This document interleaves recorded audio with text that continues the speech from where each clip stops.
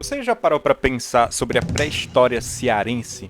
Imagina que louco. Nesse vídeo aqui eu vou falar sobre preguiças gigantes, répteis voadores, aranha da Pablo Vittar traficada, fósseis de dinossauros traficados para os gringos e um patrimônio fossilífero do Cariri que é simplesmente uma verdadeira riqueza paleontológica nacional e reconhecida mundialmente. A gente tem fósseis super delicados, com suas estruturas mais delicadas preservadas, como é o fóssil da libélula, que é a marca do Museu de Paleontologia. Também temos fósseis daqueles organismos que chamam mais atenção, como os dinossauros.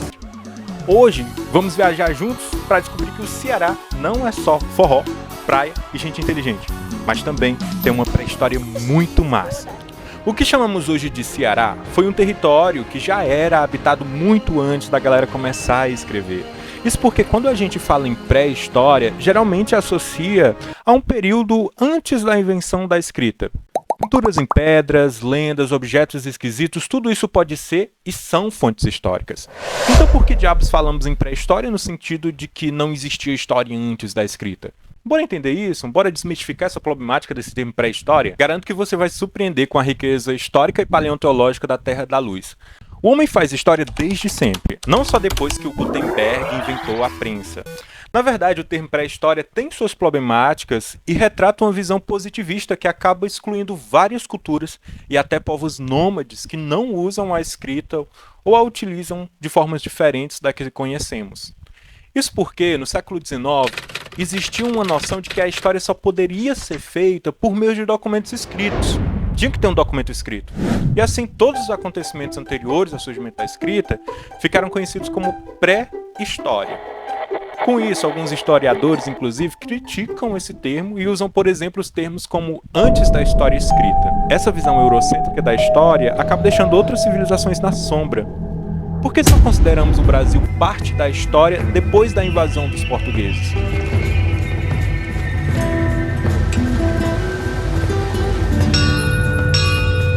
Não existia história antes disso? E a história dos mais de 5 milhões de indígenas que foram praticamente apagadas durante a colonização? A gente não tem noção da diversidade dos povos nativos, das complexidades culturais, linguísticas, arquitetônicas, tecnológicas desses povos. Esse papo que o Brasil só começou a partir de 1500 é porque a gente tem muito pouco documento sobre a nossa história de fato. De fato, o que nós temos é o ponto de vista do colonizador. O território que hoje é o Ceará já existia, já estava aí há muito tempo e era habitado por uma galera, muito antes dos europeus sonharem com esse lugar. Porém, infelizmente, a história ela é contada do ponto de vista de quem venceu. Falando sobre os primeiros moradores do Ceará, o Tomás Pompeu Sobrinho, em seus estudos, dizia que o povoamento acontecia há uns 7 a 6 milênios atrás. O povo, essa galera, ela chegou pelo Piauí e Pernambuco e se espalhando pela região. No entanto, achados arqueológicos mais recentes indicam que essa data possa ser ainda mais antiga. Existem pesquisadores que estão sempre estudando os vestígios deixados pelos primeiros habitantes, por pinturas rupestres, ossadas, urnas mortuárias. Tudo isso são fontes deixadas pelos nossos antepassados. Esses indícios aparecem em pedras, grutas e lugares serranos ou perto de rios, onde a vida das pessoas era mais tranquila, suave talvez. E se um dia eu, ou mesmo você, desistir da civilização, seria um lugar assim que eu iria procurar. Tipo no filme Natureza Selvagem, ou sabe aquela imagem de meme da Testemunha de Jeová? Só que com uma pequena diferença, no lugar do tigre seria um tigre dente de sabre. Toda arrepiada. As pinturas rupestres encontradas contam histórias do cotidiano desde a caça até momentos mais picantes.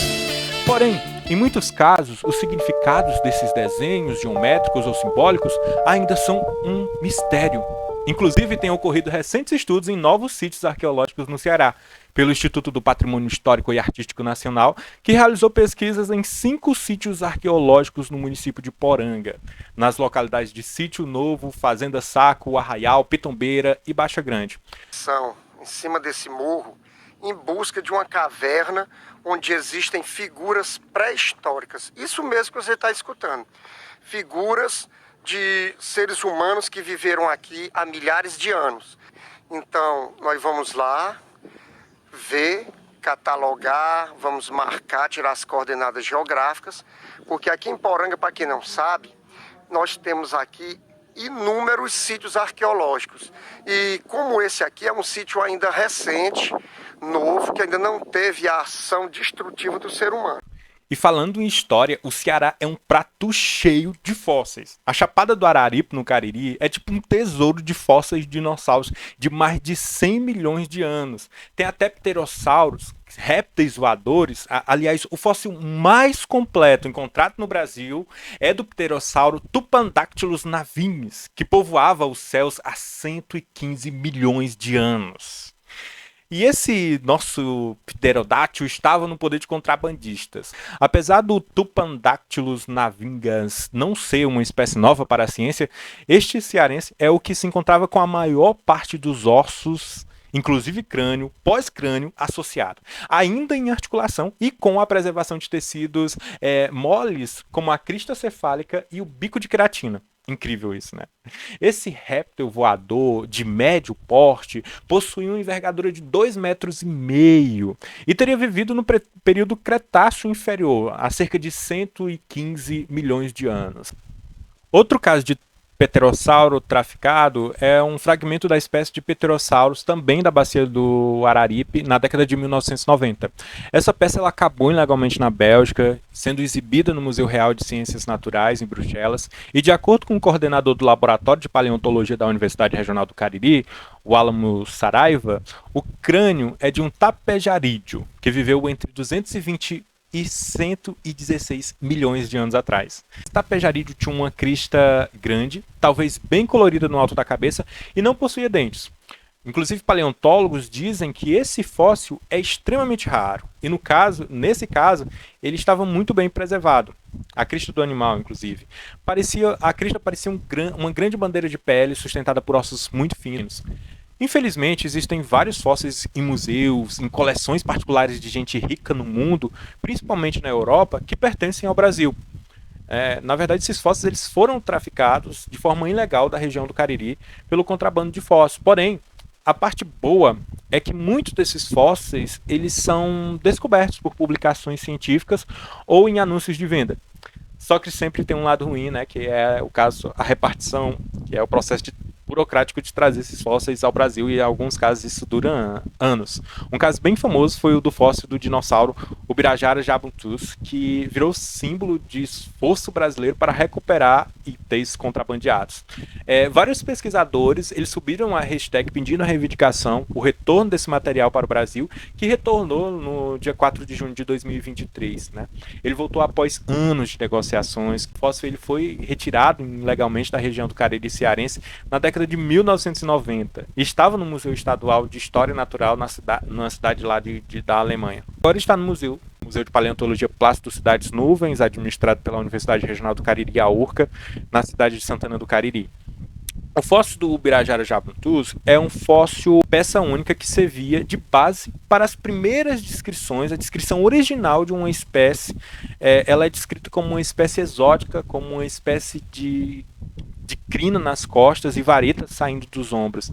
Ele era do tamanho de uma galinha, era revestido por penas, e apesar dessas características, o Ubirajara é o primeiro dinossauro não aviário encontrado nas Américas. Ele é considerado importante, pois é um ancestral das aves que conhecemos hoje. Esse dinossauro ele deve ter vivido entre 110 e 115 milhões de anos atrás, né, tornando o fóssil mais antigo encontrado na região da bacia do Araripe. E ainda tem mais fósseis devolvidos ao Ceará. Sim, tem bastante. Por exemplo, a aranha Cretapalpus vitara. Esse nome é em homenagem à cantora Pablo Vittar. E sim, eu não sei o porquê, mas é em homenagem a Pablo Vittar. E esse fóssil foi traficado para os Estados Unidos, mas foi devolvido ao Ceará em 2021. Em 2023, de pterossauros a insetos, quase 1.000 fósseis foram devolvidos ao Ceará após a remoção ilegal pela França.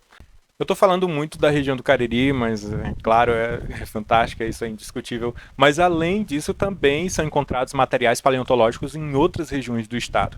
Em 2022, por exemplo, representantes da Universidade Regional do Cariri estiveram em Poranga para conhecer e levar um fóssil encontrado para o Laboratório de Paleontologia da Universidade. Essa ossada aberta seria a parte superior de um crânio.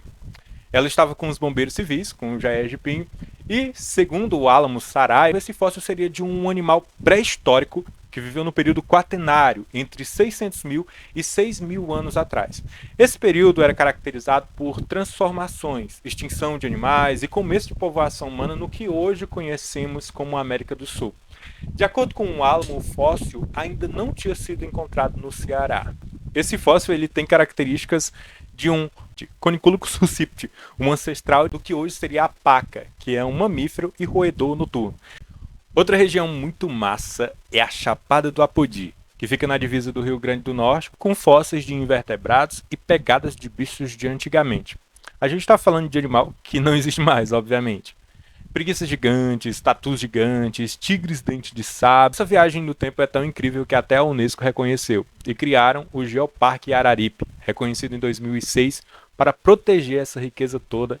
Falando em fósseis, aqui no Brasil a gente tem a Bacia do Araripe, que é uma bacia que fica numa chapada entre os estados do Ceará e do Piauí. Ela é o primeiro parque geológico das Américas reconhecido pela Unesco. A gente foi conversar com o Luiz Anelli, que nos explicou por que essa região é tão importante e tão especial para a paleontologia mundial. O Luiz Anelli é paleontólogo, professor da USP e um dos autores da descrição do fóssil de um pterodáctilo do Araripe, o Tupandactylus navigans.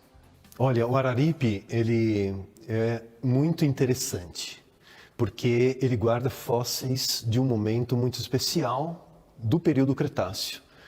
São rochas entre 110 e 120 milhões de anos. A área invadia a região 115 milhões de anos atrás e no entorno dessas praias a vida proliferava. A vida vegetal, e quando você tem as plantas colonizando, você atrai os animais.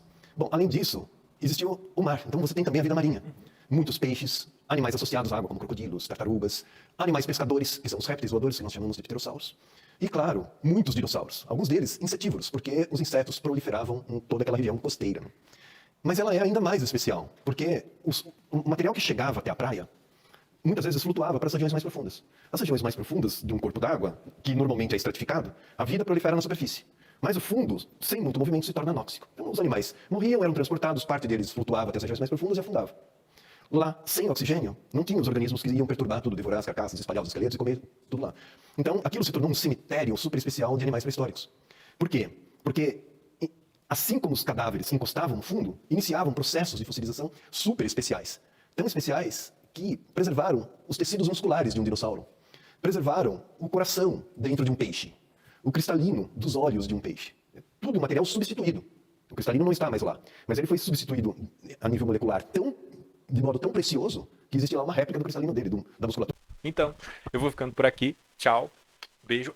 E se você gostou do vídeo, por favor, clica no gostei, se inscreve no canal, me dá um apoio, dá um certo trabalho produzir esses vídeos. E o seu gostei, uma atitude bem simples, me faz muito feliz, muito contente e mostra que eu estou fazendo alguma coisa que está valendo a pena para você, tá? Agora sim, tchau, beijo, até mais, até o próximo vídeo.